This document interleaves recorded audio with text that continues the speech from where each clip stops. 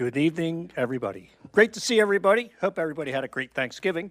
It's going to be a great evening tonight. We're swearing in a few officers, and that's always a good evening for Bristol Township. But first is an official Bristol Township Council meeting, December 19th, 2024. Starting time is, hold on there, 7:06. Please stand for a pledge of allegiance, moment of silence.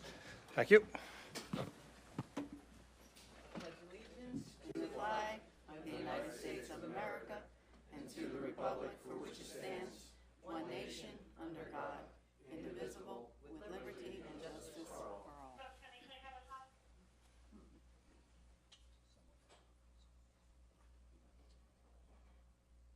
Thank you.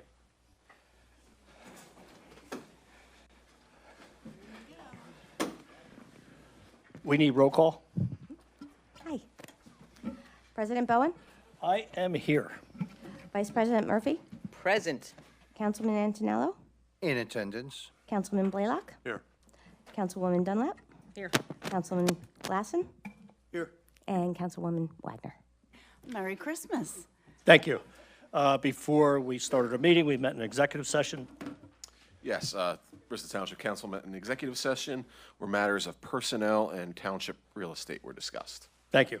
Monthly reports are available for review in the Township Manager's office. Public comments will be taken on land development and official action items. General comments will be taken during opportunity for residents to address council. Next, we have presentations and public hearings and ordinance. And the first up is Police Department new officer ceremonial swearing in.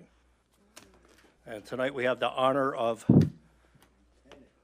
Lieutenant Winnick and Judge Wagner. The Honorable Judge Wagner is here tonight. Thank you, Council. Thank you for your time. We appreciate your support with our hiring of these three officers. They are very qualified for the job. The first person I'll be introducing is Daniel Reagan. He grew up in Northeast Philadelphia in the Mayfair section. He attended Father Judge High School prior to attending Westchester University, where he obtained his bachelor's degree in health science and athletic coaching. He coaches basketball at Father Judge High School. He graduated from the Philadelphia Police Academy in March of 2022, where he was working as a police officer at Temple University. He's the 18th member of his family to join law enforcement. He's married to his wife, Amanda, and lives with their 4 children. He's going to be presented with the Bible as Father Joe Reagan. Your Honor. How are you? Doing good. Someone coming up for you? Yeah, my father. How are you, Judge? Hold that hand. Place your hand on the Bible, left hand on the Bible, and raise your right hand, please. Repeat after me. I state your name. I, Daniel Reagan, Do solemnly swear do solemnly swear that I will support, that I will support, obey, and defend obey, and defend the Constitution of the United States the Constitution of the United States, and the Commonwealth of Pennsylvania, the Commonwealth of Pennsylvania, and that I will enforce the laws that I will enforce the laws of the Commonwealth of Pennsylvania of the Commonwealth of Pennsylvania and the ordinances of Bristol Township, and the ordinance of Bristol Township, and I will discharge the duties and I will discharge the duties of my office of my office with fidelity, integrity, integrity, and honesty, and honesty, without consideration without consideration to a person's race, to a person's race, color, color, sex, sex, religious creed, sexual orientation, age, national origin, ancestry, handicap, or disability, as a police officer with the Bristol Township Police Department. So help me God. So help me God. Congratulations.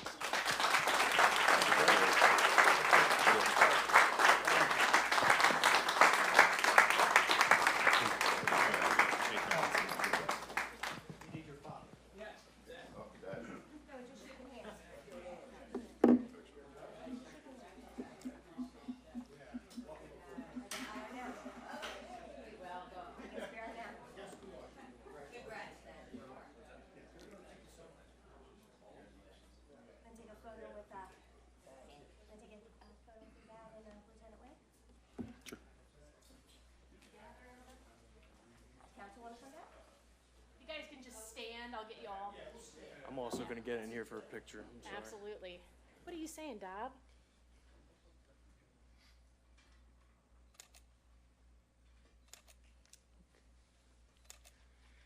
Welcome to the team.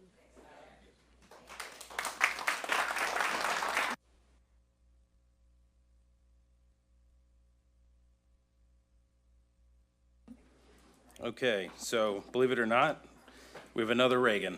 So the next officer I'll be introducing is Michael Reagan. It's spelled slightly differently. Michael was born and raised in Levittown. He graduated from Conwell Egan in 2008 and attended Penn State Abington, where he achieved his bachelor's degree in business management and marketing. Michael attended the Temple Police Academy and graduated this October 2024. Riley Worthington, his girlfriend, will be presenting him with the Bible.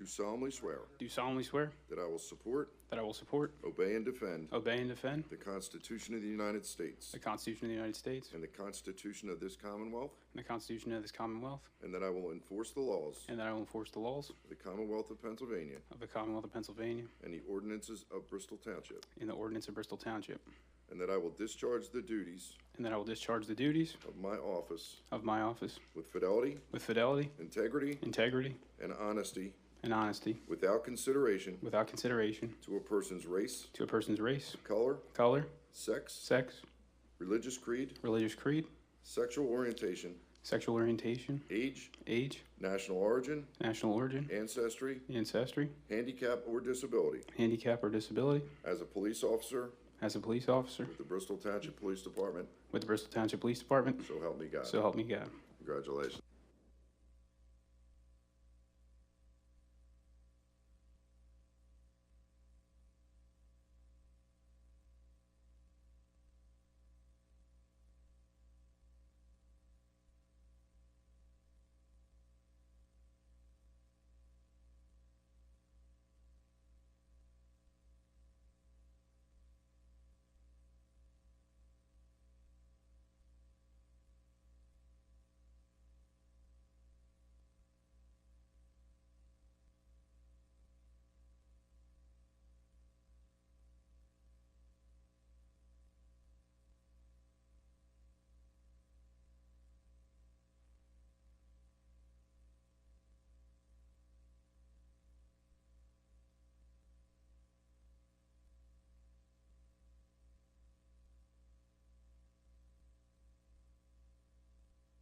Okay, last but not least, Officer Mark Lopez Shefsick. He was born and raised in Bristol Township. He graduated from Harry S. Truman High School in 2016 before furthering his education at Bucks County Community College, where he received his associate's degree in criminal justice. Mark attended Temple Police Academy and graduated in 2024. He also received the valedictorian award for his class. Mark is the first of his family to join law enforcement. He'll be presented by Antonio Fields, and he'll be holding the Bible.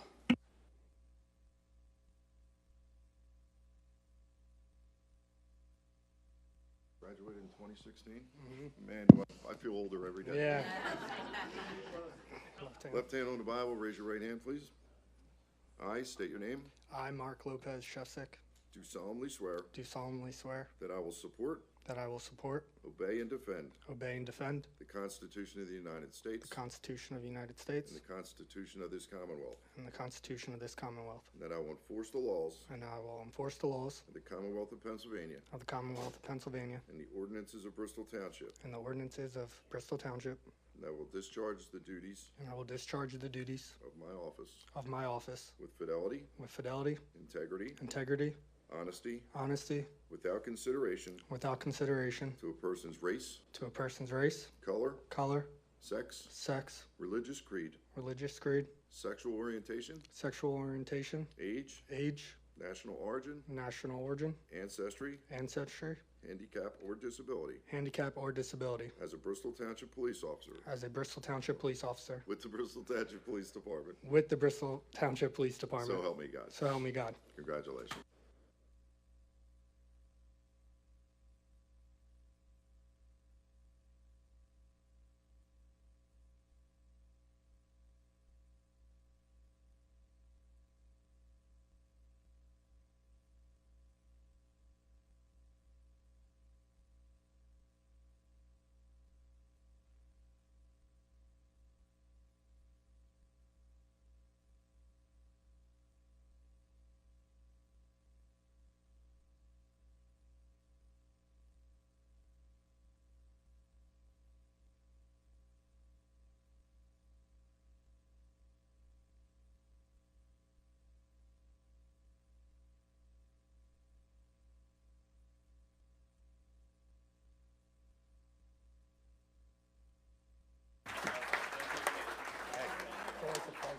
Good to see you.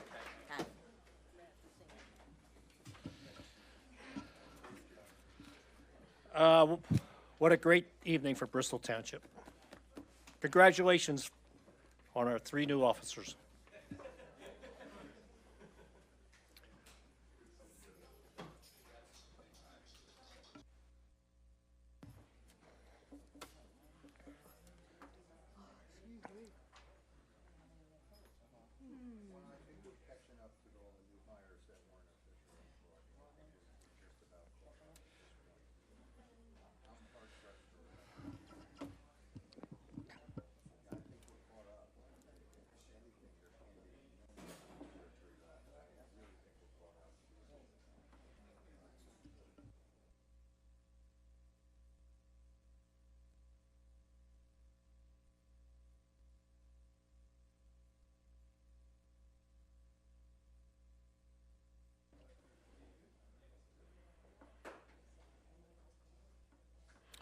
Okay, moving along, we have an ordinance of the Township of Bristol amending the code of the Township of Bristol by adding Chapter 60, automated red light enforcement systems.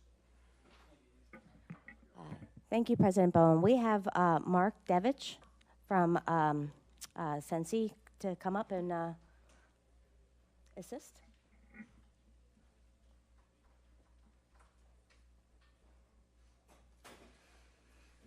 Good evening. Thank you for giving me the opportunity to speak. My name is Mark Devich, D-E-V, V as in Victor, I-C-H. Figured I'd spell that. I'm with Census Gatso, 20 years in public safety, supporting public safety programs, 12 of which supporting photo enforcement specifically. We started discussions back in April with Bristol Township to incorporate an ARLI program, Automated Red Light Enforcement Program, as been provided by PennDOT to do this in Bristol Township. Working with Sergeant Mancuso, we evaluated a couple intersections that we identified based on daily traffic crash stats, fatalities that would benefit from photo enforcement. So I'm here to answer any questions, and provide additional information as the council sees fit. Can you tell, go ahead. No, go. I was Sorry, just going I'm to, just gonna- can you tell us the intersections that will be, so the people at home Yeah. will know? Yeah, because I left it at my seat. Sorry, I didn't know I was coming up to speak to that. Okay. I thought that was all determined. The intersections are going to be Route 13 in Green Lane and Route 13 in Edgeley. Okay. And those are just start. They thought it would be wise to pick 2 intersections to start. I know council and many others, I think some of the commissioners from Bucks County had a concern at Route 13 and Beaver Dam, but that is actually a joint signal with the borough, and that would probably not be the best to start with.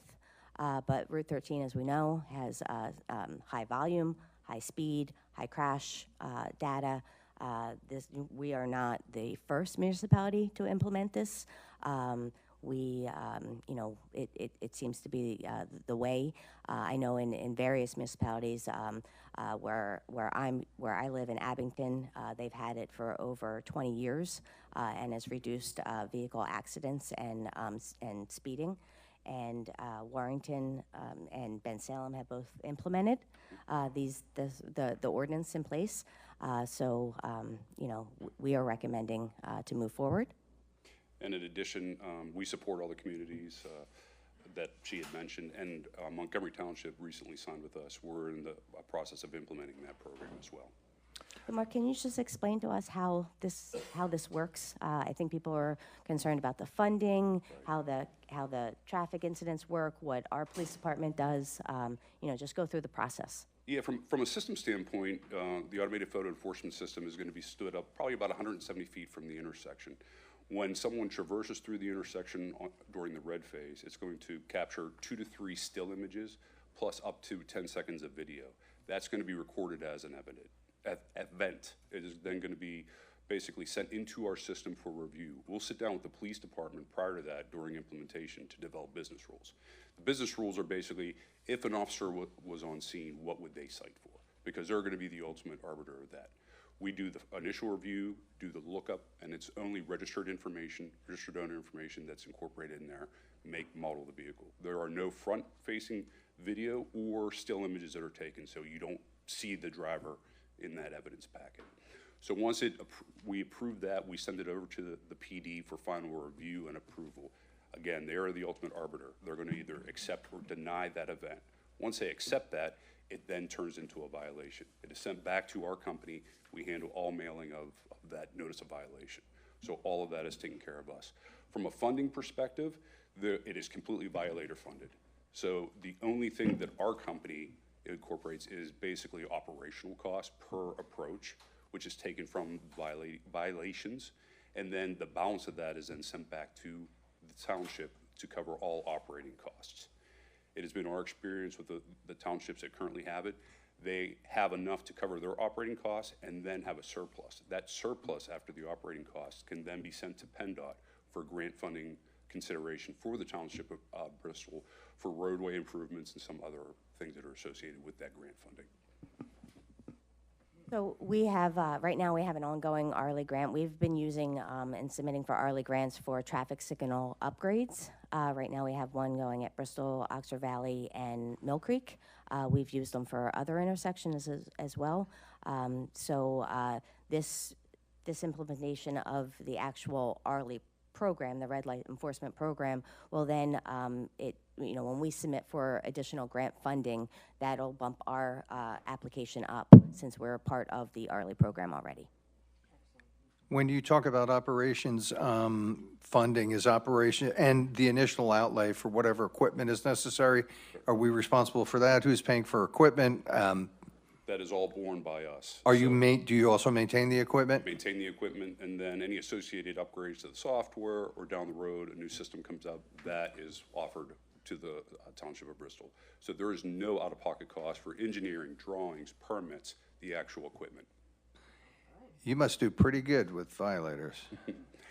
That's why I always say it is a violator-funded program. So you can choose to participate or not, and unfortunately, most of them choose to participate. And the one place I didn't mention, obviously, was the Boulevard in Philadelphia. That has decreased speeding and traffic accidents. I don't even know the percentage, but it's significant. And if I may, I mean, what you typically see over time is about a 30% reduction in the number of red light running incidents, and then a significant reduction in crashes overall as well, especially side impact, which exponentially lead to either risk of injury or death. All right. There is signage at that time that says red light camera in operation here? Yeah, typically you would put it at the borders of the township, saying that photo enforcement is being utilized, and then near where those cameras are as well, notifying the public. We're all about transparency. We would work with the township on a media outreach campaign. We have an individual that has done this before in Warrenton and Ben Salem, and he's working on it for Montgomery as well. So we would be able to provide you him as a resource, and he would put together FAQs you can share. If you have any media, whether it's Twitter, Facebook, if there's a copy you need for that, we'd put that together for you. Terrific. So we're 100% supporting the township. I can say personally that the intersection of Green Lane and Route 13 is bad.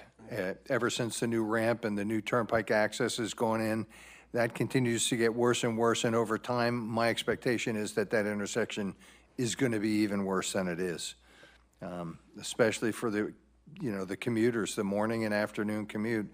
When people are trying to navigate those two intersections, it gets really ugly, really ugly. All right, so we need a motion. I'll make that motion. Motion by Pat. Before we do a motion, I have a question. When you're saying this red light enforcement in Philly and in Ben-Salem, there are $100 tickets that they send. They take a picture or snapshot of the back behind your license plate, and they do send it to you in the mail. Are we going to be doing the same thing Ben-Salem and Philadelphia is doing? That is correct, ma'am. Okay. Will it be that amount as well, or? It is. It's a $100 fine, and that's set by state law. Got it. And they do still have optional due process through an administrative hearing, and then if they want to contest it, they can contest it to district court. Got it. Thank you. You're welcome. So we have a motion by Patrick Antonello. I'll second it. Second. Oh. We have to close the public hearing? Okay. This is a public hearing. Yes. Okay. Okay. Oh, so then we can ask questions before we make motions. Yep. Yep. Come on up. I forgot it was a hearing. Question I have, very important issue. Wait to be sworn in, Wes. Oh, Yeah. okay. you solemnly swear the testimony you're about to give will be the truth, the whole truth? Yeah, I'm just asking a question. Question I have, very important, and it should have been brought up in the presentation. What speed is that gonna be able to capture all the information you want? 50 mile an hour, 60 mile an hour? Let's ask the professional. Because I can tell you that in Germany in 1972, they already had this, and it would capture a picture of the driver also, front and side image. Yeah, so he's asking a question about speed. Absolutely, great question. As per state law, we are unable to take face images, so that all of it's going to be from the rear vehicle. Speed is not a component for a red light infraction. It's all going to be basically visual based that the vehicle entered into the intersection on the red phase.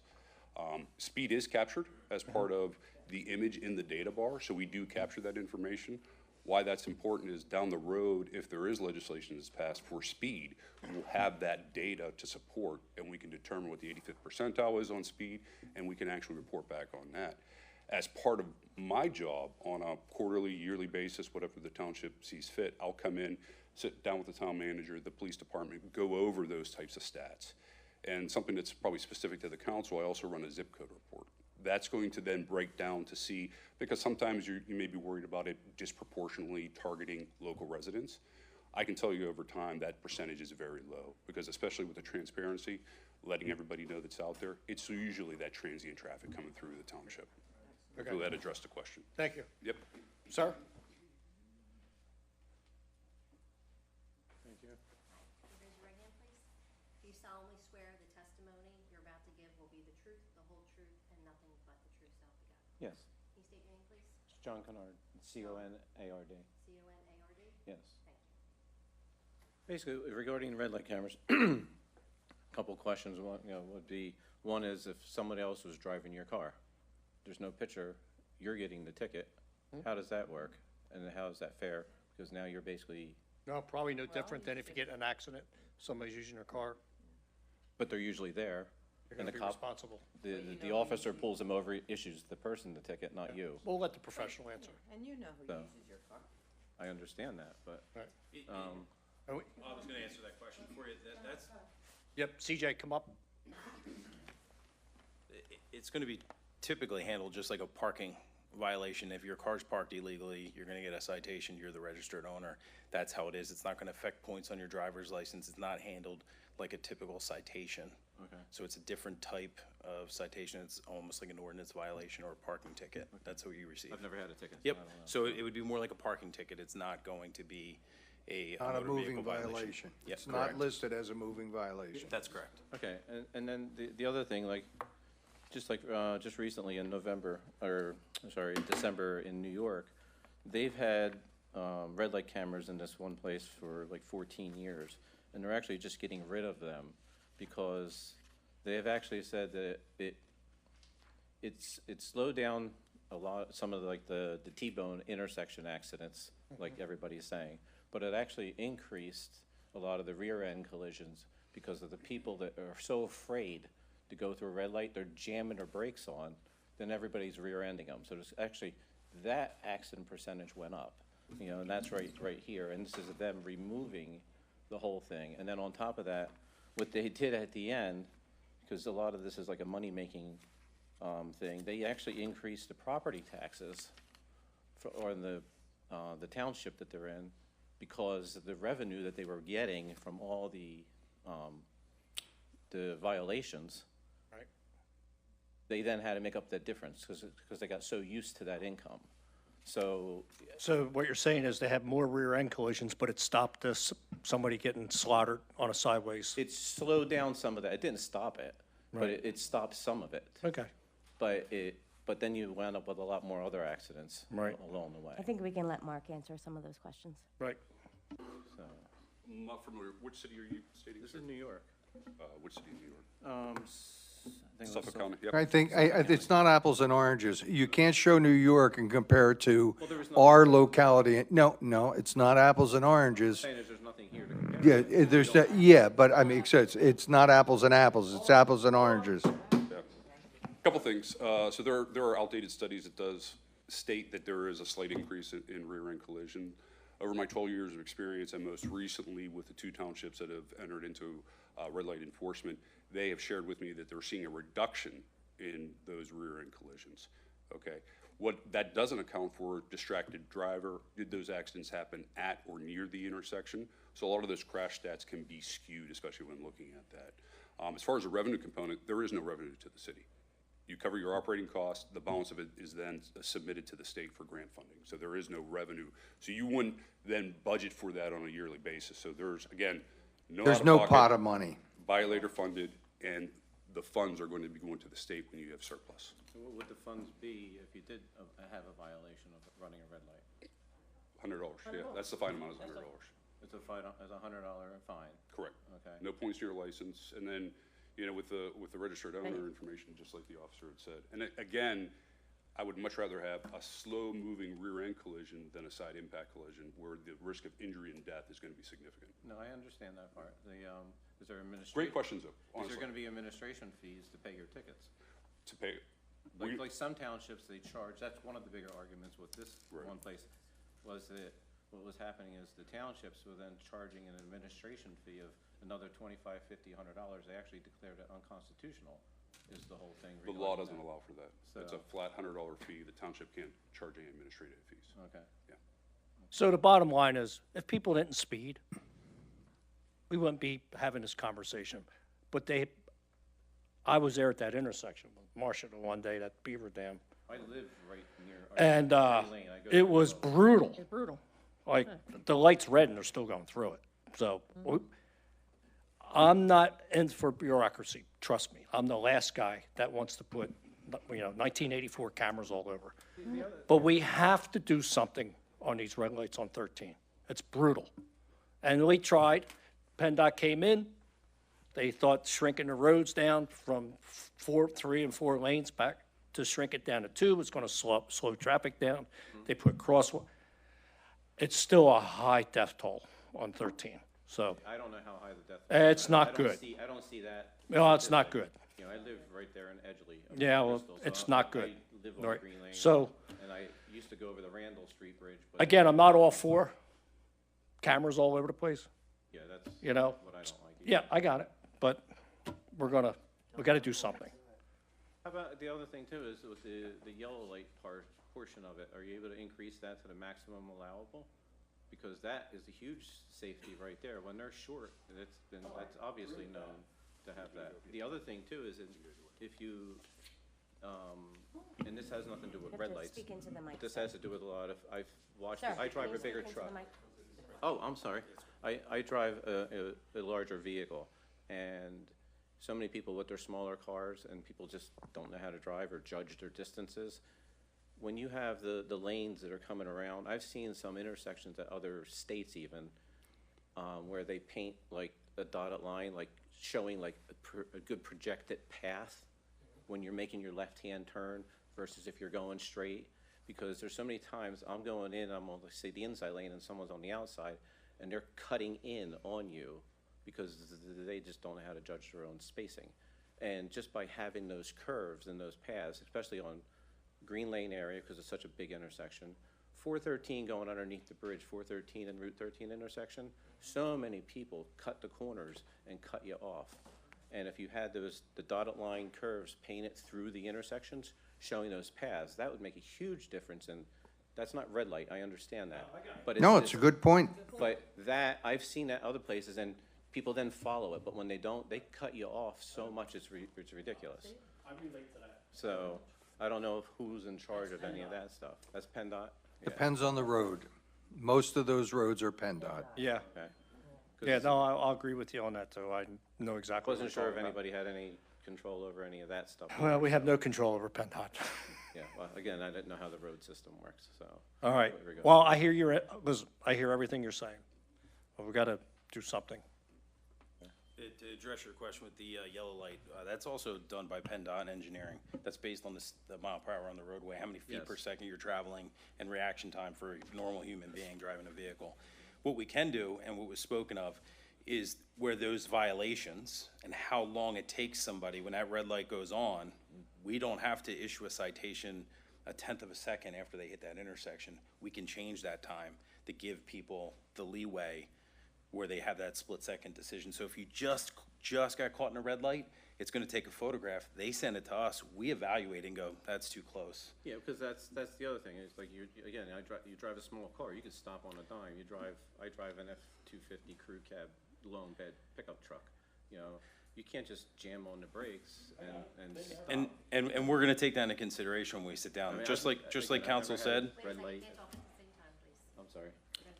Just like council said, we're not here to write tickets and generate revenue. This isn't generating revenue, this is about, motor vehicle safety. We are gonna take into consideration, those times that you're concerned about. But what really this is gonna help us is in law enforcement, police officers can't pull out and catch up to those people running the red lights and do it safely without putting themselves at risk. And the people know that, so they can run those red lights, even if we're sitting at an intersection, we're not gonna get that car. So it's very hard for us to enforce red light violations on 13 when a car's traveling, runs a red light at 50 miles an hour, and an officer has to try to navigate traffic to get out. And it's gonna free up officers that aren't gonna have to sit at those intersections to deal with traffic and be able to go out and prevent other crimes. So that's a real important aspect of this program. And what about, again, Before, next Go one, ahead. if I may, real Go quick, ahead. Lieutenant. There's also in the system, there's built an amnesty time into that as well. So when it turns into the red phase, there's a half-second amnesty before it's actually going to issue a violation. So there is a little bit of an amnesty beyond it in the red phase. Okay. And then the ultimate arbiter is going to be a police officer. He's going to view that and say, if I were on scene, would I cite that individual? So it's always going to be a sworn officer that's going to review that based on their years of experience. okay, and what about when if you're pulling up and you roll over the big white line, where's the cutoff for red light, when all of a sudden you're gonna get a ticket? It's typically the prolongation of the curb, and you'll see those white lines that are actually painted on there. And to be the stop bar, correct. And to be very clear, if you're in the intersection and you're beyond that line and it's in the yellow phase, and then you proceed, you're not gonna get a violation. So your wheels have to be behind that, stop bar in the red phase so that you actually will get a violation. And what about if you're still trying to roll to a stop and you roll over that, but it already turned red by the time you actually stop and there's, and you're out there? We call it a screeching stop. Would typically be rejected. Okay. Yeah. Each jurisdiction is a little bit differently, but pretty much across the board in PA, what I've seen, if they roll across the bar, it's still gonna trigger the camera, but it would be discarded at that point. And just so everybody's aware, there is a 30-day purge on this. So if a violation, once it's fully deposed, goes through the disposition, it is then purged from the system. That's by state law. Okay. All right, thank you. Thank you. Great points. Thank you for coming up. Scott? Yes. Any other comments from the public? Nope. Any other comments, questions from the board? Nope. Council, excuse me. At this time, we can close the public hearing and you're ready for action. All right. Well, we did have a motion by Patrick Antonello and a motion by Marcia Dunlap.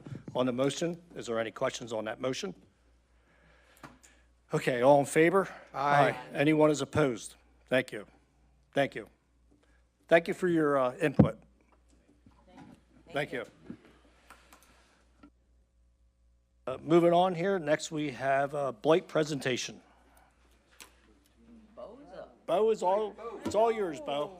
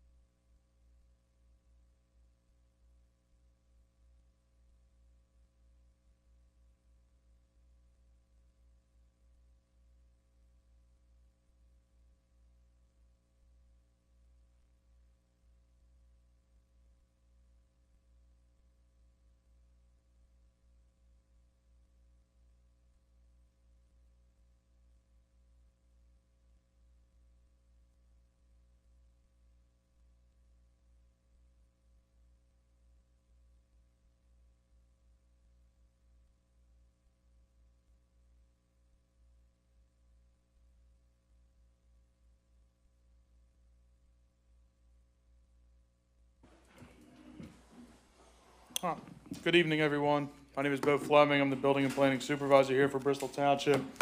Tonight, I will be presenting 7 homes recommended for blight. We started, obviously, in 2015 with 204 homes. This list currently sits today at 29 homes. First property we will be discussing, 2417 Aracobra. We stickered this property in June of this year. This property actually went through the entire blight process, I believe 2 years ago, for a previous director that ran this program. We ended up reverting the property back to the owner because they cleared all blight issues. Since that time frame, nothing has been done with the home. The home actually became significantly worse. We've had to get an engineer report from our township engineer on what needed to be done structurally to the back of the house because we had complaints come in that the back of the house was caving in. We had the daughter come in from Texas. They put up new sheathing on the back of the home, pictured in the second slide here. We explained to them what needed to be done. No permits were pulled, and no contact has been since that time frame. That was probably 3 to 4 months ago. They do have liens on the home in about $1,600, and PICO has verified that there is no electric. Also, Lower Bucks Joint said that there is no water either. Home is uninhabitable. Second home we will be presenting is 43 Favored Lane in Farmbrook. This home was in a fire approximately 2 years ago. The home obviously is uninhabitable. We have had contact with the attorney of the home. I explained to her the process of what was supposed to be done.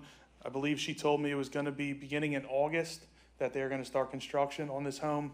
Nothing has been done in that time frame. I told her we were moving forward. Approximately $2,700 in liens on this home. And as I said before, the home is uninhabitable.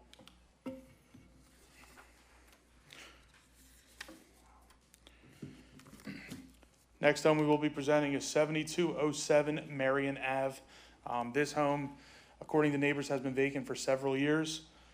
The property was stickered in May of this year. Our initial letter, all mail gets sent back vacant. This home also is uninhabitable. PICO verified and Aqua verified that there is no electric or water. Liens on property are totaling in about $1,800. No contact from the owner at all during the entire process. Next property would be 6 Meadow Lane. This property actually went through the entire blight process also before. It was, I believe, at the end of last year, if not beginning of last year. Once I went through my entire process, I got a contact from an individual. They had plans that they were going to be turning into the township to rehab this home, also put on a second floor addition. I told the individual he needed to start maintaining the exterior. They went out, they painted the soffit, they painted the trim, and nothing else has been done. The home is uninhabitable. It is gutted on the inside.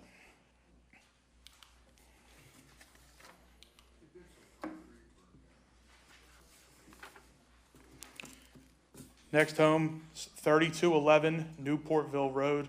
We stickered this property in August of 2023. Got a call from this owner. After we called, he said he would be speaking to his sister about what they are going to be doing going forward with this home. This home also ties into the next home I will be presenting, is also 3215 Newportville Road. The owner of this owns both. Both homes are vacant. There are 3 homes in a row. I believe he lives in one of them. The other 2 have been vacant. I have had no contact from this owner after he told me he was going to be speaking to his sister and what the process was or plans were going forward. 3211 does apparently have electric and water. 3215 does not. We also have about $8,500 in unpaid taxes on 3215 and about $2,000 in liens on 3215.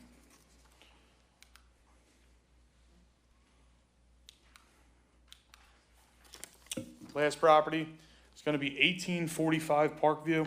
Some of you may be familiar with this property. This has been an ongoing nuisance / issue for the township for several years, involving squatters, children and youth, endless complaints for our code enforcement department, illegal hookups. You can probably name it, and this house has gone through it in the last couple of years. This house is uninhabitable. The township did have to contract out to board up this home as well. Individuals have broken again to this home, and we've boarded it up again as well. We have liens on this property about $9,300 and unpaid taxes for 2023 and about $6,400. And that will be it. Thank you. Thank you for your presentation. Thank you, guys. Have a good evening. You guys have a great holiday. Thank you. Thanks, Bo. Next, we have a public hearing and presentation on proposed 2025 township budget. Thank you, President Bowen. You're welcome. I have, okay. Oh, okay. I mean, I can, do you mind doing that? Yeah.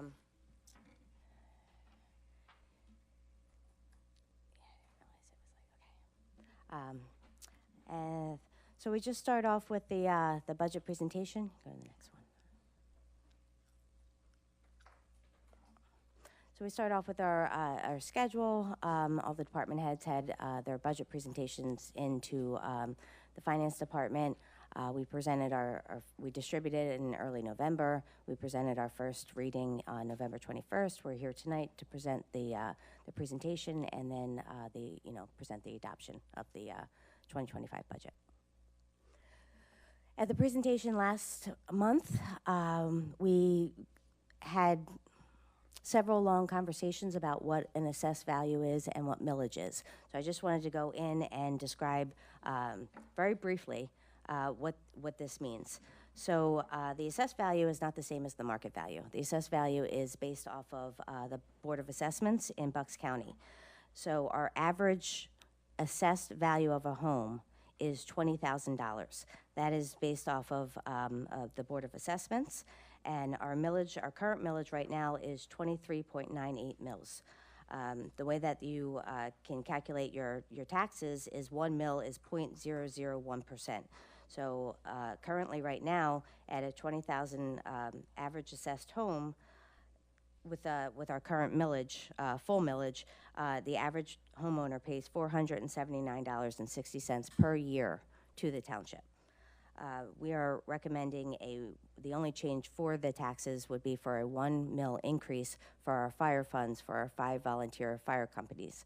That would increase it $20 per household or per tax bill. So that is the quick synopsis of what an assessed value and millage is. So with that, can you do one more? Thanks. I don't know why it's doing that. So with that, going up from 23.98 mils to 24, we have different funding and different millage. The general fund is where most of our operating costs are, our salary, our insurances. That is unrestricted. The rest of the funds are restricted funds for our debt service, our capital projects, again, the volunteer fire companies, our recreation department, and our rescue squads. The only increase is a proposed 1 mil increase.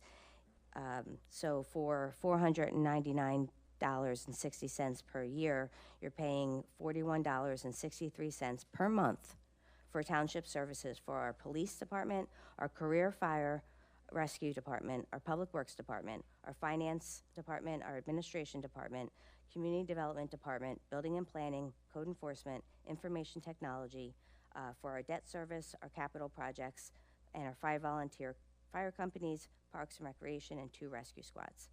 $41.63 per month. One more. The largest fund that we have is our general fund.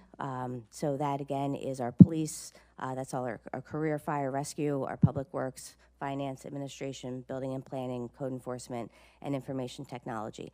That is paid out at $331.60 per year out of the $499. So for $27.63 per year for all these services for the township. So just like to advise of some of these services. In our police department, we have 61 sworn personnel. Our largest division is our patrol division with 42 officers and 6 sergeants. Starting in 2025, we'll be changing to 12-hour shifts, and that we'll be implementing 4 corporals along with the sergeants in the patrol division. We have a detectives division, a narcotics division, a vice enforcement unit, K-9 unit, traffic safety enforcement, which includes commercial vehicle enforcement. We have SWAT, we have firearms, traffic safety and police administration, we have police accreditation because we're accredited police department, police records, property evidence, animal control, community service, community service officer, and our court liaison. In our career fire, we have our chief, who is also our fire marshal and emergency management director. We have an administrative assistant, who is also the assistant emergency coordinator, a fire inspector, and an EMT. And we have 8 firefighters, fire inspectors, and EMTs, all doing the same job.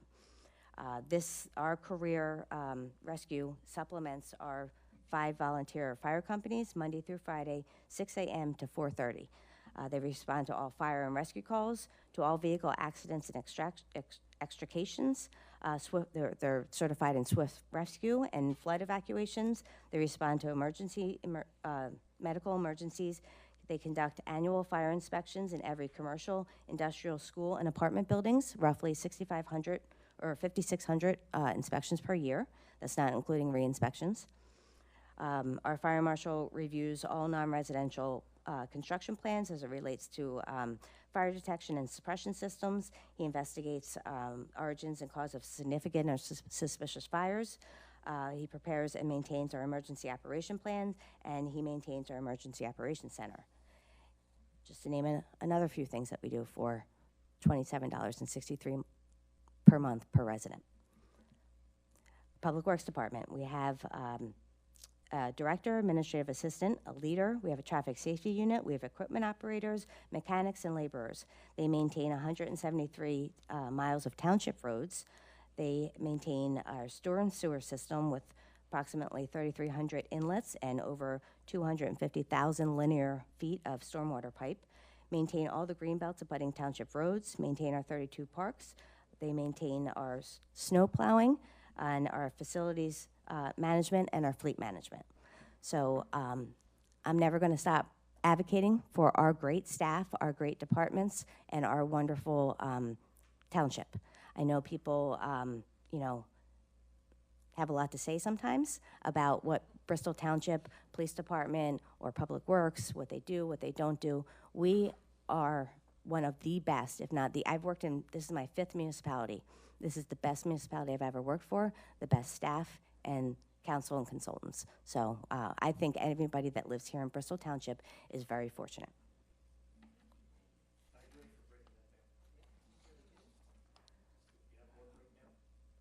I'm not done. Just very quickly to go through, just to understand, because I think what we most hear is the taxes are so high in Bristol Township. The taxes, you get your tax bill, you get 2 tax bills a year. You get the first one, which is your local real estate tax, which includes your Bucks County tax, which we collect for Bucks County government. And then there's also, on that is your refuse fee and your streetlight assessment. That will be 24.98 millage. Again, that's $499.60. Bucks County government, their millage assessment is $27.45, so that will equate to $549.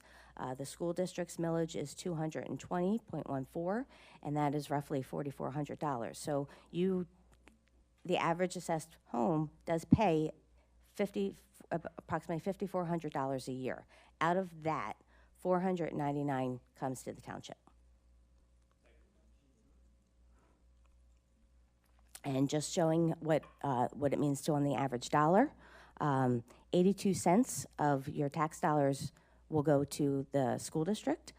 10 cents goes to the county, and then the last 8 cents comes to the township for all the services that we provide. Thank you. So just going back about 10 years, it's been before the recent millage increase that we're doing this year, and there's been some trash fee increases. There hasn't been any increases since about 2012. This is the first increase in millage in over 12 years. The trash fee is being recommended to increase to $400 per year. It's an additional $50. This is because of our 5-year contract that we implemented last year. We didn't want to raise the fee last year, but we do need to raise it to cover the contract costs.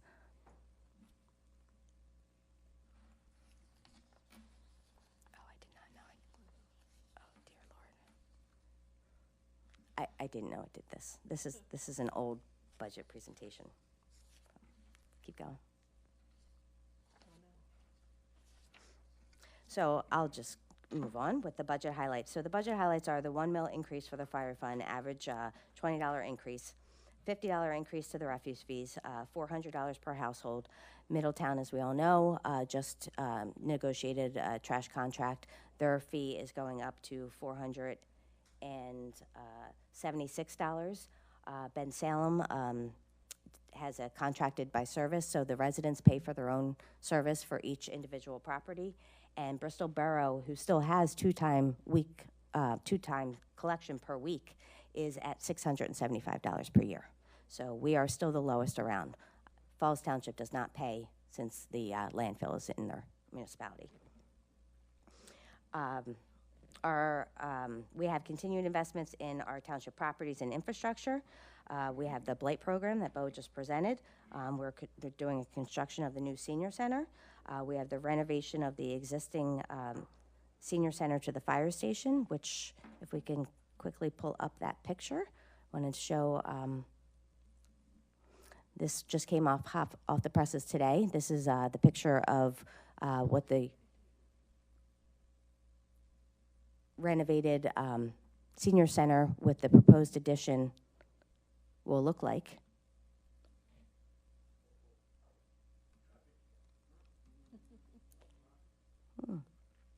We'll get back to that. We'll show it afterwards. It's okay. There we go. Okay. I was mad because it was a slideshow. So this is the beautiful renovation for our senior center. If you can see the one portion, yes, that's the existing senior center, and then there's going to be addition for the bays for the fire station. We will be continuing our parks maintenance and upgrades, renovation to our public works facility, upgrade to our audio sound at our amphitheater, continued sanitary sewer infrastructure improvements and repairs, stormwater infrastructure improvement and repairs, our road program, our curb ramp program. Very excited with Heather's assistance, or Heather's doing. We have our new website will be launched on January 30th of the new year. We have an implementation of new payroll, time and attendance, scheduling, and human resource management. And we will be implementing an innovative customer relations management platform. A lot of good changes coming in 2025, and already significant amount of changes over the last decade. So just a quick overview of the 2025 budget. These are all of the funds that we have. General fund is obviously the largest fund that we have, which is 40% of all of our funds. As we said, that's primarily personnel, insurance, benefits. We have a streetlight fund. We talked about the fire company fund. That's the volunteer fire companies. What we have been doing over the last 3 years, back since a little bit before 2020 and then after, most municipalities have been raising their fire mills to make sure that the volunteer fire companies are able to stay either on board, or they're raising their millage because they have to increase to career fire companies. We are very fortunate with 5 volunteer fire companies. We received federal funding from the State and Local Fiscal Recovery Act in 2020, and for 3 years, that grant has been supplementing essentially a $1 million increase for each of the volunteer fire companies. That ceased this year, and so now we're proposing that $1 million tax increase. We have our funding for our rescue squads, our recreation, our grants. You'll see on the next slide, I'm happy to say that Bristol Township is very good at getting grants. We've been establishing a very good protocol and have been receiving grants. So for the 2025 budget, for all the capital projects that you'll see, or that we just mentioned, we have about $12 million in grants.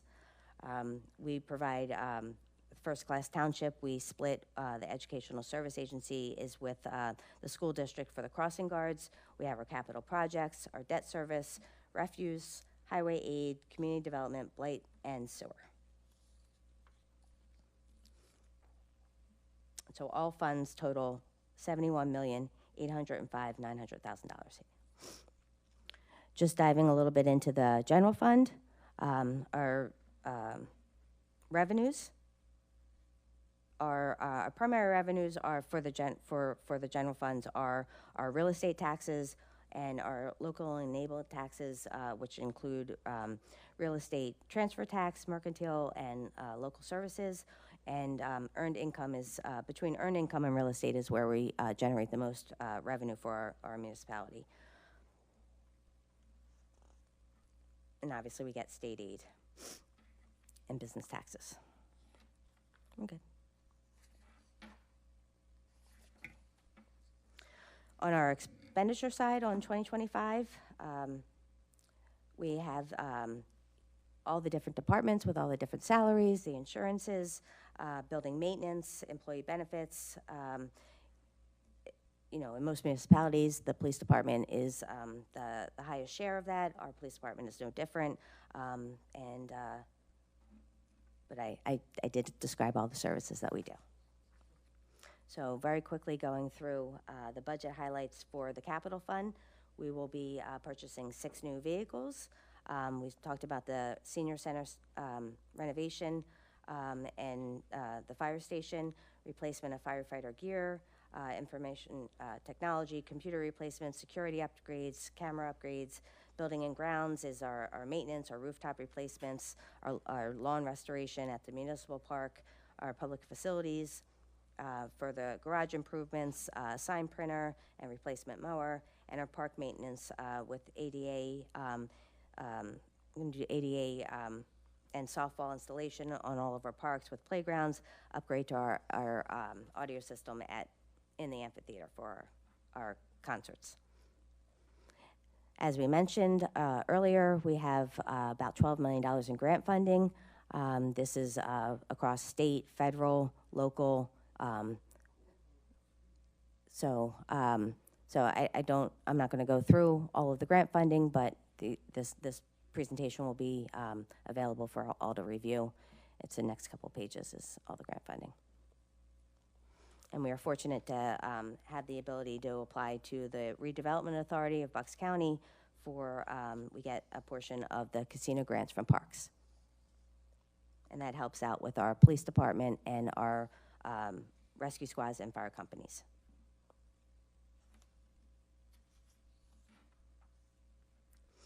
In our liquid fuels department, this is an allocation from the state, our state aid. We're able to purchase some vehicles. We do our curb replacement and our road paving program out of there. We do, and that also pays for our snow and ice removal, our snow plowing. For our recreation, some of the highlights, every year we have many events. We have concerts, so we have Touch a Truck. We have our summer camp. We have, we're going to be having added programming in our new building. We're going to be able to rent out our new building, and we still have to have an open house at our new Park and Rec building.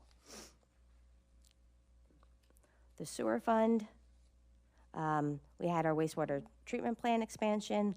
We're still doing some backup generators for our pump stations and doing the continuation that we've been doing over the last 4 years of the sanitary sewer pipe televising, slip lining, and replacement. And we have been looking at all of our sewer systems to determine whether we want to keep them or talk to the other utility companies that are responsible. And last is the refuse fund, which is the $50 increase per resident to $400 per household.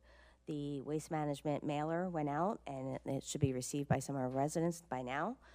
We have 2 Christmas tree collection weeks. We have 2 free cleanup days that you get to dispose of all your extra trash.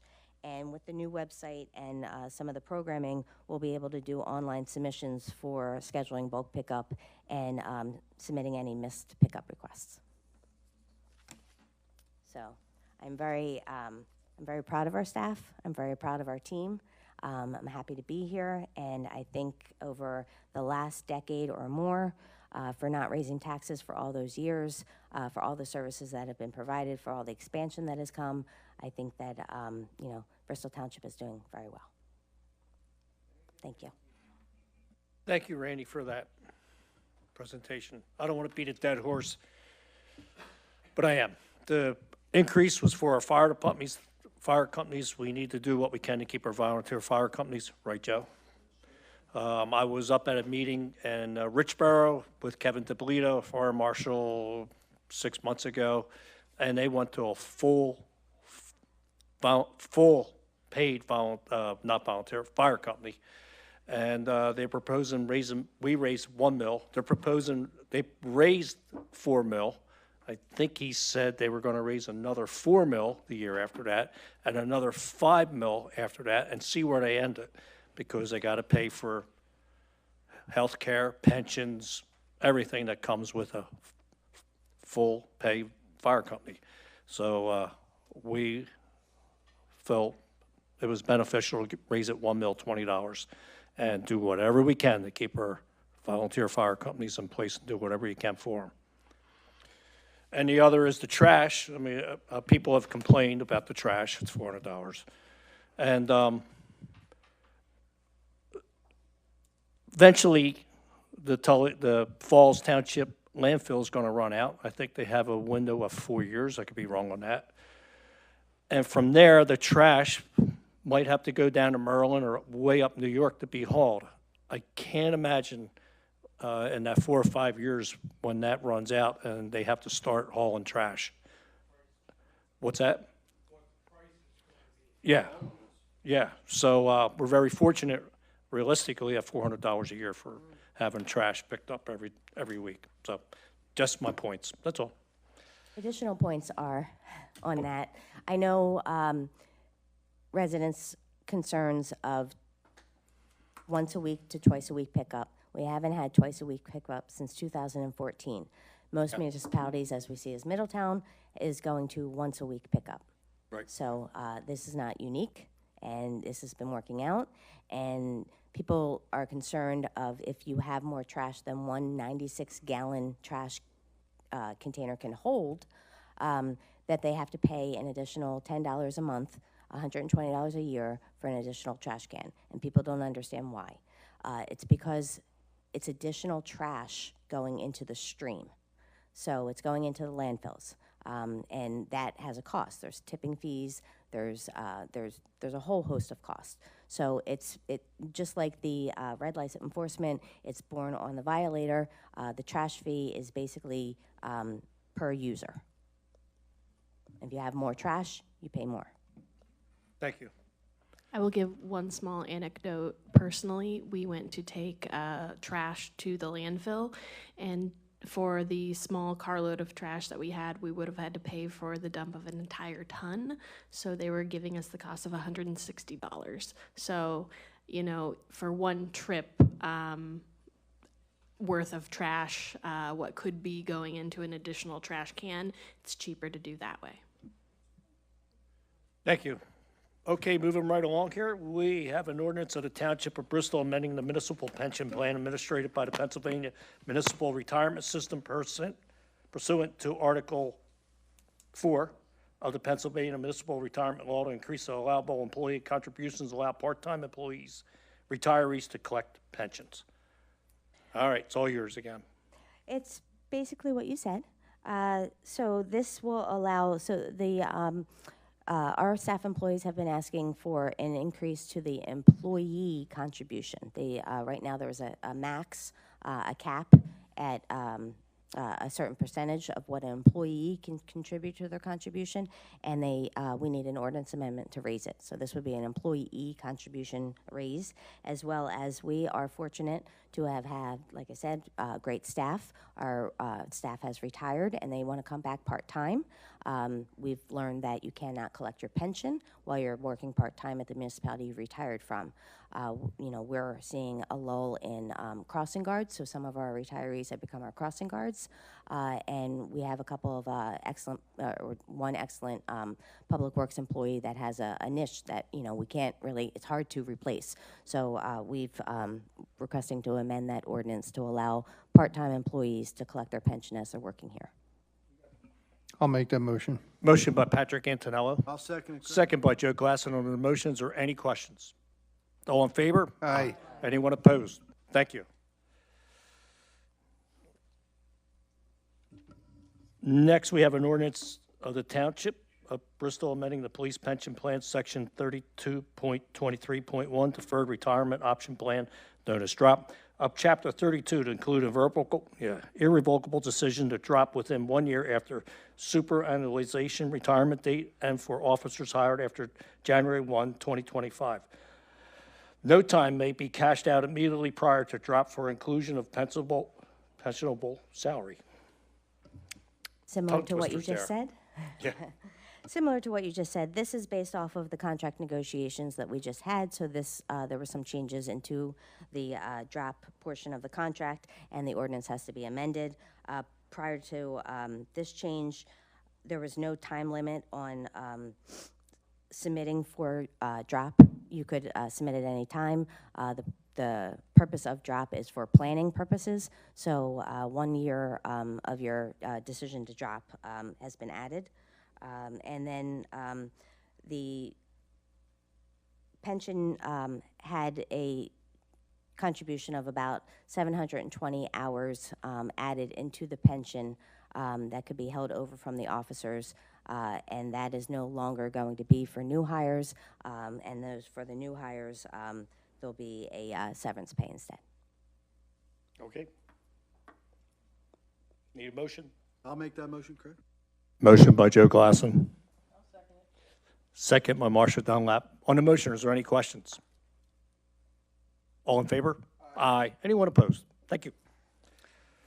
Next, we have an ordinance, Bristol Township, amending section 191-18.1, chapter 191, vehicles and traffic of Bristol Township Code of Ordinances, Schedule 11A, 75.1, and Schedule 22, 191-86, to authorize through traffic prohibited on Riverside Avenue off of Hazel Avenue. Consideration to take action. So this came from Bucks County Parks and Recreation and Government. They own property off of Newportville Road down on Riverside, I mean, off of, in between Hazel and Newportville. It's vacant land, but they've had a lot of dumping, so they just want to put gates in. This might be to the extreme caution, but we felt that it was, in our ordinance, it says, that we do have no thoroughfare type signage, and so liability purposes, I prefer to have this as a no thoroughfare signage, so that if anybody were to be driving through it at night and there was a gate, liability stake, we would be covered. Okay. Need a motion? Motion by Cindy Murphy. Second by Joe Glasson. I was waiting for Ray, but on that motion, is there any questions? All in favor? Aye. Anyone opposed? Thank you. All right. Moving right along, we have the consent agenda. We have consider approval of voucher list and requisition dated December 19, 2024, an amount of $2,170,009.75. We have consider approval of November 21, 2024 council meeting minutes.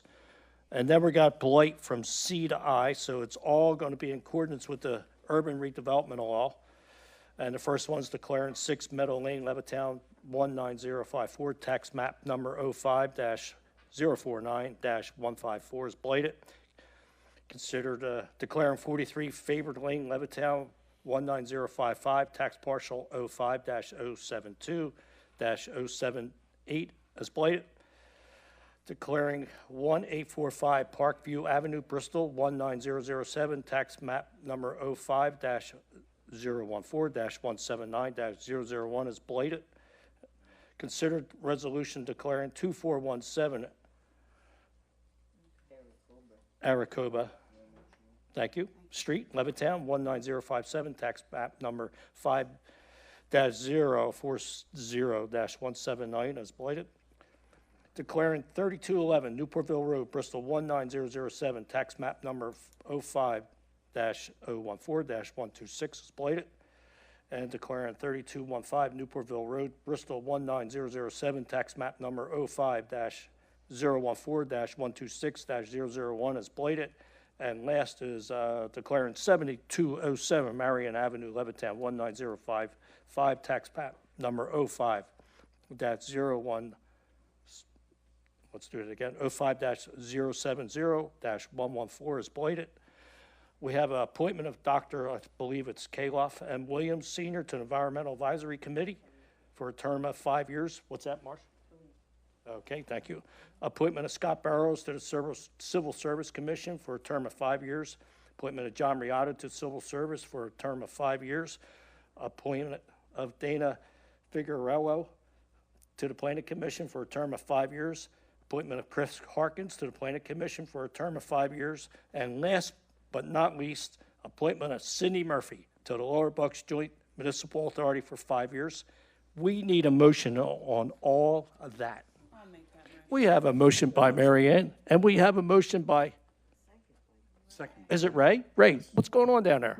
How you doing today? How's things down at the end down there? Good. Good. And we have a motion by Ray Blaylock. On that motion, on the consent agenda, all in favor? Aye. Is anyone opposed? Thank you very much. Now we have a report from Township Manager. Very short report, but I just wanted to give a couple of things. We will be posting it. I've seen it going around. There's, for the Delaware River Bridge project, there's a survey going around. So we'd like our residents to, make their opinion noted in the survey. For anybody not knowing, this was a project that was slated to have the bridge replaced.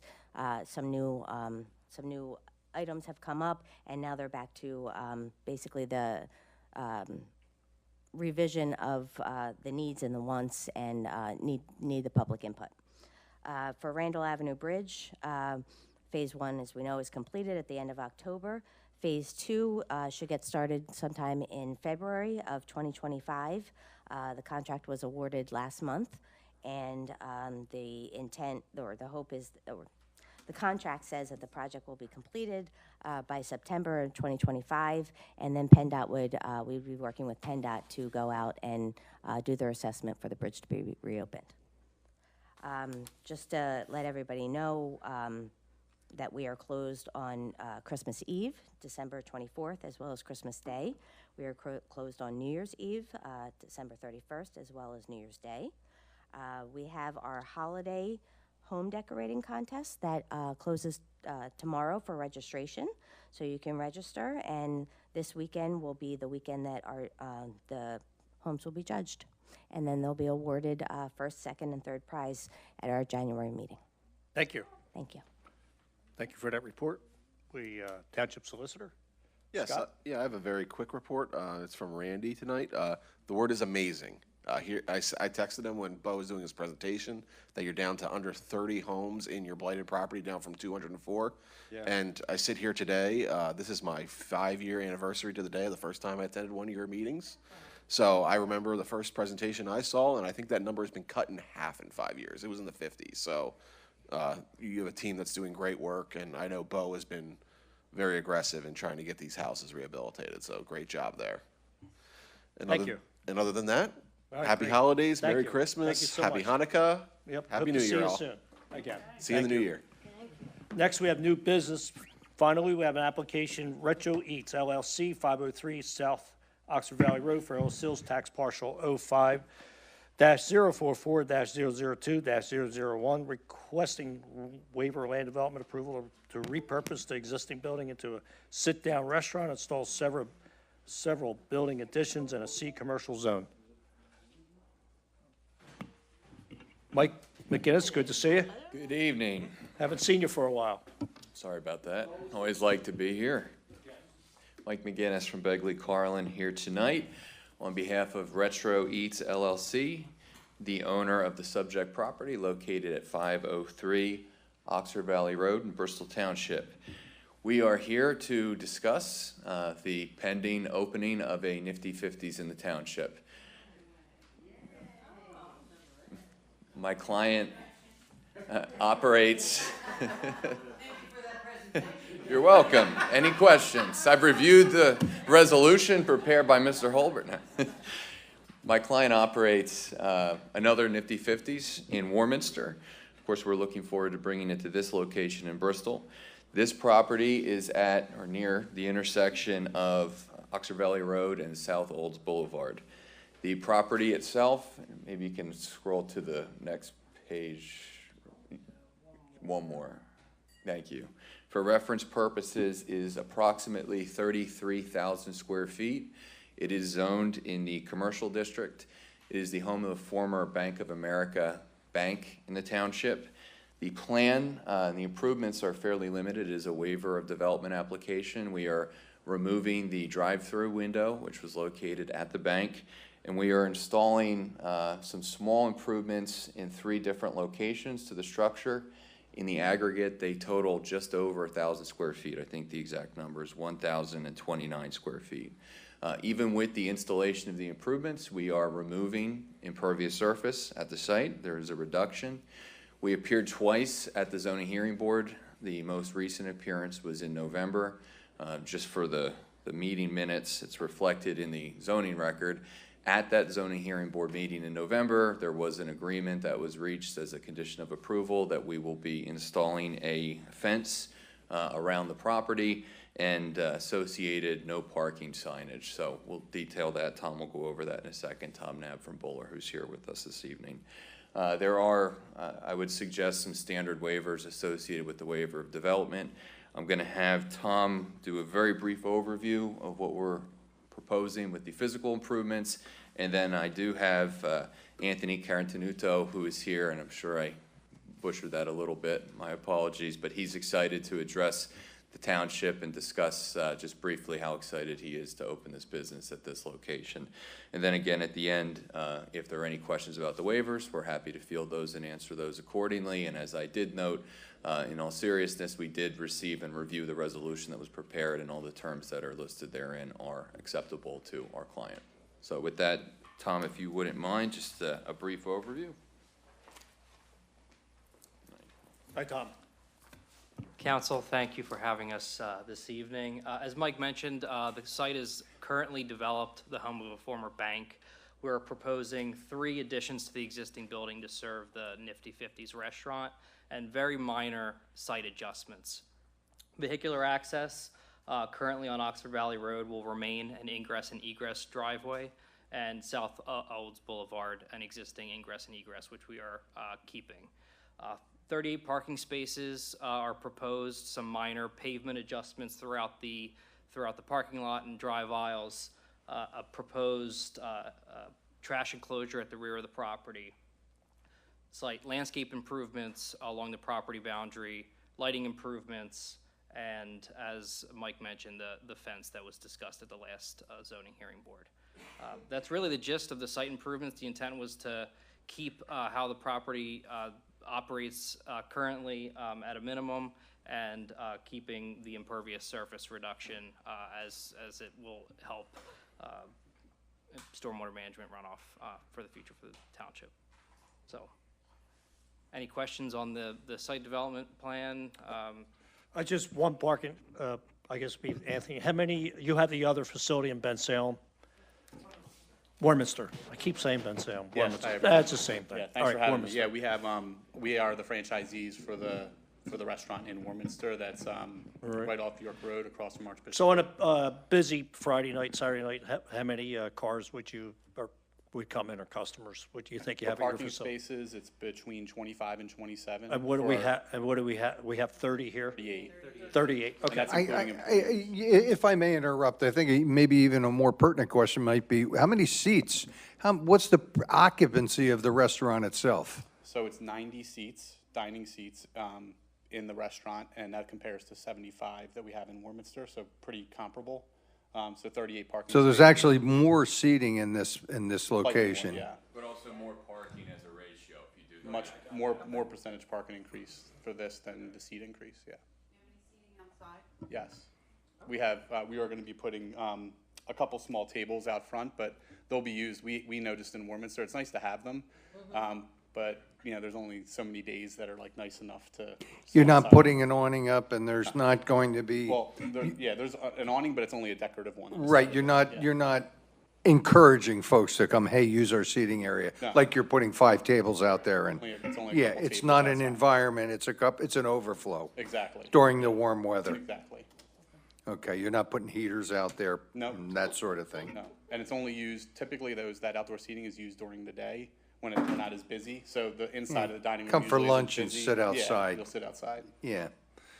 Get a milkshake and sit outside. Correct. Yeah. And you have a fence, I saw on the plan, and you discussed it, a fence going around so the people won't park in the other shopping center to walk over. So it's Try and along, limit that. where there's not joint parking, I should say, but parking spaces that, goes right next to the shopping Adjacent. center, the adjacent, yeah. Okay, The yeah. adjacent parking spaces. will So go there'll right be there. no way, they would have to walk all the way around to get in, so it's gonna be discouraging.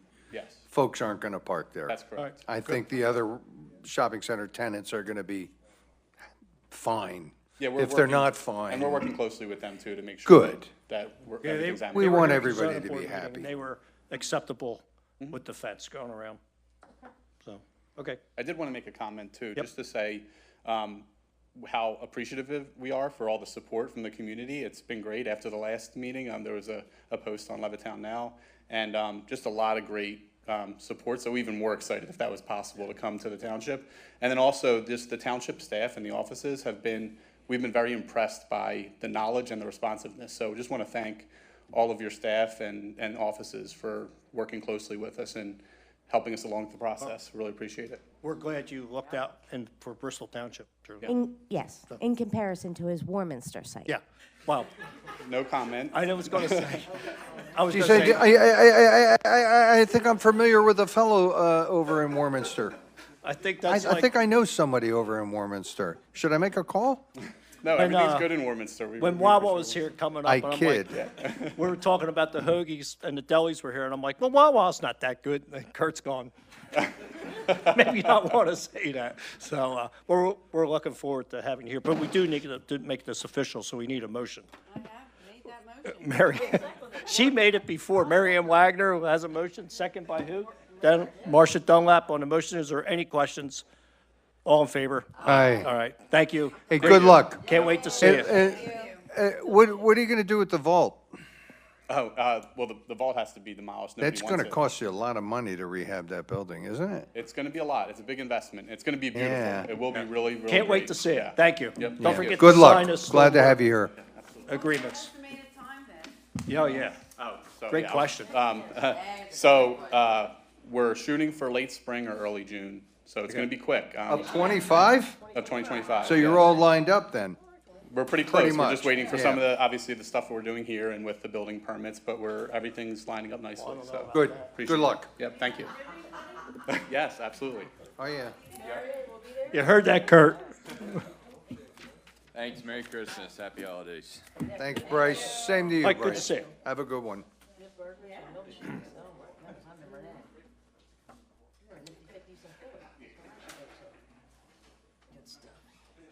About time we have. Yeah, Yeah, a new one. Yes. that's right.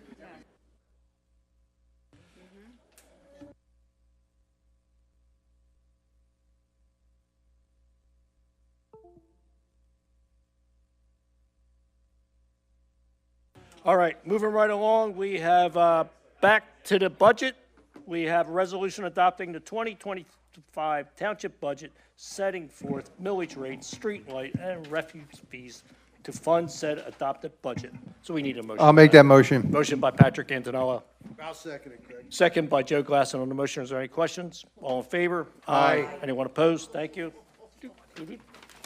Where are we at here? All right, next we have a motion, we need a motion, automated red light camera master service agreement with Simpson Gatsco, is that right? Is that it? Okay. Gatso. Thank you. We need a motion on that. I'll make that motion. Motion by Sidney Murphy. I'll second. Second by Mary Ann Wagner. On the motion, is there any questions? All in favor? Aye. Thank you. Next, we have a request for proposal for 2025 snow removal plowing services. Thank you, President Bowen. We received 3 proposals from Area Enclosure, A. Brooks Construction, and CLC Contractors, Accept them all. and we accept them all at the rates of $225 for the first 2, and then the rates varying from $220 to $400 for the size of the plows. For the what? For the size of the plows. Thank you. Need a motion? I'll make it. All right, we got a motion by Mary Ann Wagner, second by Patrick Antonello, and a motion on snow plowing. Any questions? All in favor? Aye. Thank you. Anyone opposed? Thank you. Next, we request for proposals for 2025 tree trimming removal services. And we received 2 proposals as well. These are our incumbent services from Rick's Expert Tree Service and Shades of Green. They are pretty much the same in their daily rates as well, at between $1,825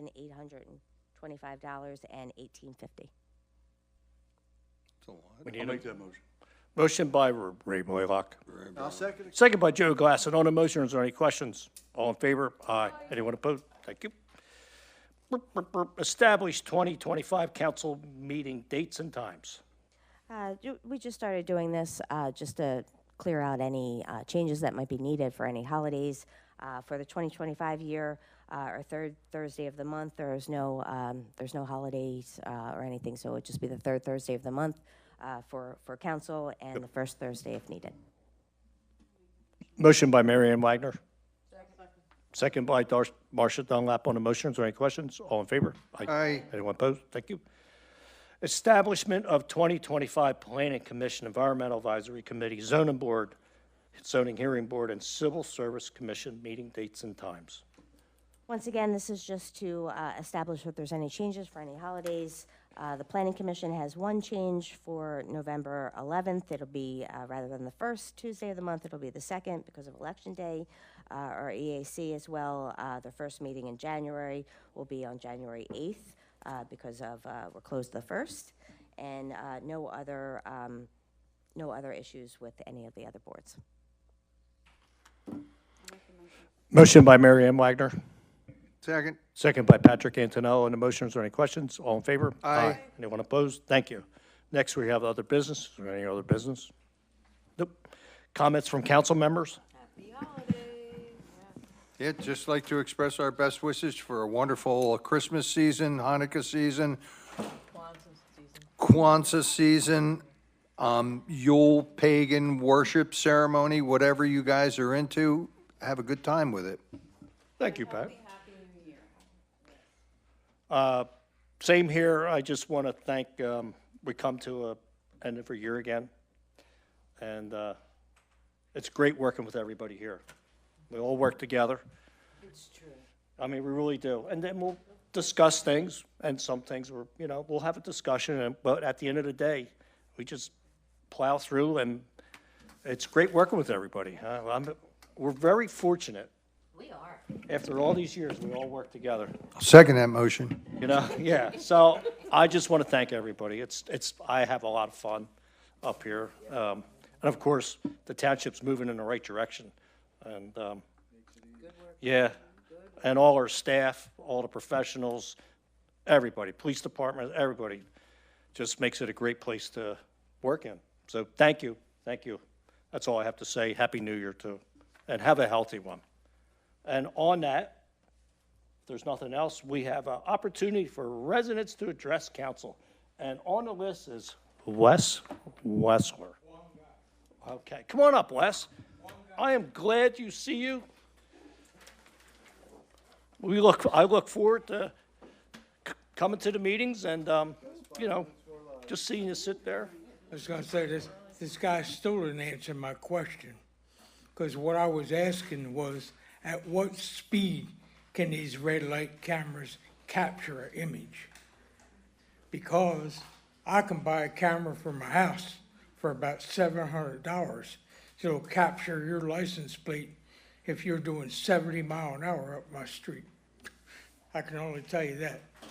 So I'm still asking the question, at what speed will them cameras capture the images that they want? And before my time runs out, which I got 4 minutes, so it's nothing bad and nothing quick, nothing that ain't quick. Do the police and the officials of the township, are they immune from answering subpoenas? Or are they immune from answering any documentation from the courts? Are they immune from answering summonses? So, Mr. Hobart, go ahead. She's the township Depends if manager's they're pointing properly to issued you. or not. I don't know what you're talking about. Subpoenas have to be properly issued by the court, or summonses do. If they're properly issued and serviced, and they come from the United States District Court, are you required to answer them? I have no idea what you're talking about. No, I'm serious. What specifically are you talking about? Well, you were issued summonses about October 21st, so that's 2 months ago. Nobody's answered them yet. We are unaware. I don't know. Yeah, they were. They were officially served right here to your people in at the window. A friend of mine officially served them, and they're allowed to do that. All it has to do is be a person over 18 years old and not me. I can't service them, Laura can't service them, but they were serviced October 21st.